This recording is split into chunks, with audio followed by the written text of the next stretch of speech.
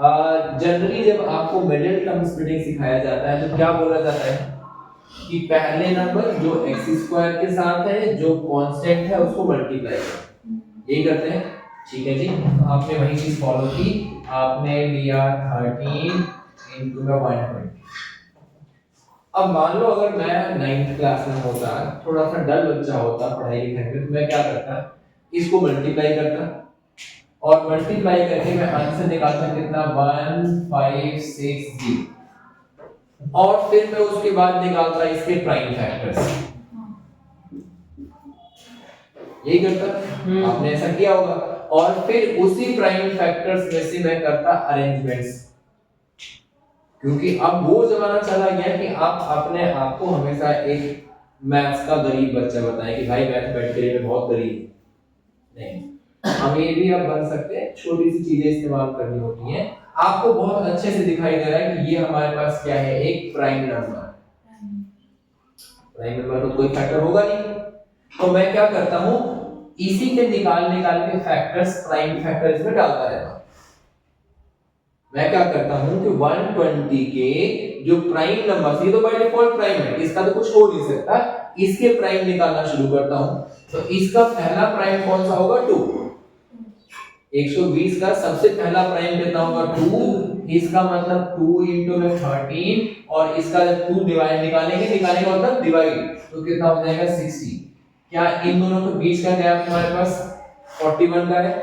नहीं, यहां से आएगा कितना 26, यहां से कितना आएगा 60, दोनों के बीच गैप 41 का नहीं, 41 का नहीं। ठीक है जी, ये मेरे काम का नहीं है। अब जरा निकाल लेते हैं दूसरा, हमारे पास 13 तो अपनी जगह पे रहेगा, 2 निकाल लिया था और मैंने निकाल लिया 3, तो जब मैं 120 में से 3 निकालूं तो कितना बचेगा 40, मतलब कितना हो जाएगा ये 39 into में कितना हमारे पास 40, ये कितना 26 into में 40 60, दो से काम मेरा बना नहीं।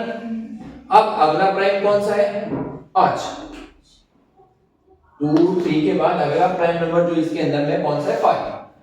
अब 5 निकाल लेते हैं जी, तो 13 तो अपनी जगह पहले गई, 5 आपने निकाल लिया, तो 5 से इसको डिवाइड करें कितना बचेगा ये 24, इसका मतलब कितना 65 और 24, इन दोनों के बीच का गैप है हमारे पास कितना 40। बस ये चाहिए था मुझे।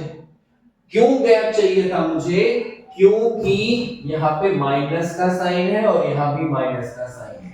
अगर यहाँ माइनस का साइन होता और यहाँ प्लस का साइन होता तो मुझे गैप नहीं चाहिए था, फिर मुझे वहां पे चाहिए होता सम, फिर मैं इन दोनों को ऐड करता, या तो इन दोनों का सम आता है या तो इन दोनों का सम आता है, तो इन दोनों का सम, या तो यहाँ प्लस का साइन हो और यहाँ भी प्लस का साइन हो तब हम प्लस करते हैं, या तो यहाँ माइनस का साइन हो और यहाँ प्लस का साइन हो तब हम प्लस करते हैं। अब आप क्या करेंगे, इस वाले को लिखेंगे, उसको कैसे लिखेंगे हमारे पास, इसको आप लिखेंगे 13x स्क्वायर माइनस का 65x प्लस का 24x माइनस का 120। कॉमन निकाल लो, 13 दोनों में से कॉमन है, तो आपने 13x कॉमन निकाल लिया, x माइनस का 5 प्लस का आपने निकाल लिया 24, क्या बचेगा हमारे पास x माइनस का 5, एक हो गया हमारे पास x माइनस का 5, एक हो गया हमारे पास 13x प्लस का 24। देखने में बहुत मुश्किल क्वेश्चन है, हार्ड क्वेश्चन है, नंबर बड़े बड़े आ गए सर, आने दो जो आने, हमें क्या करना है, हम तो अपने नियम के हिसाब से चलेंगे और मंजिल तक पहुंचेंगे।